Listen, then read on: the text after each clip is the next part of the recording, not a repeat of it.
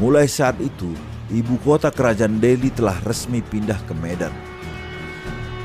Pada tahun 1915, Residen Sumatera Timur ditingkatkan kedudukannya menjadi gubernur.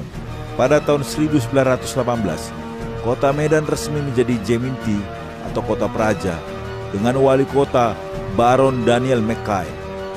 Pada masa awal kota praja ini, Medan masih terdiri dari 4 kampung, yaitu Kampung Pesawan, Kampung Sungai Rengas, Kampung Petisah Hulu, dan Kampung Petisah Hilir. Sejak itu kota Medan berkembang semakin pesat.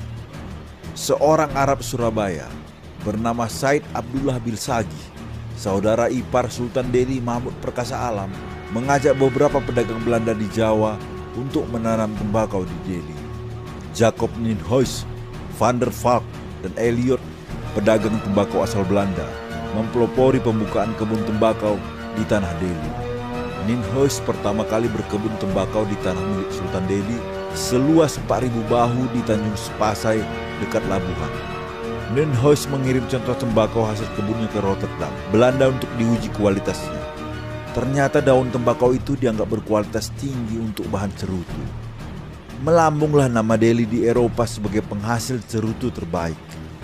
Perjanjian tembakau ditandatangani oleh Belanda dengan Sultan Delhi pada tahun 1865. Berselang 2 tahun, Nienhuys bersama Johnson, P.W. Clement, dan Kramer mendirikan perusahaan The Delhi Maskapai yang disingkat Delhi Meats di Labuhan.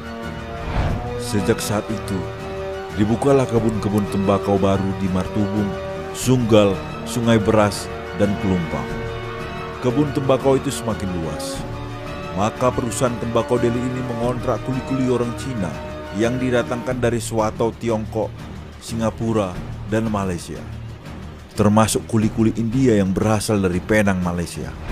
Belanda menganggap kuli-kuli pribumi yang umumnya orang Karo dan Melayu sangat malas dan pemberontak.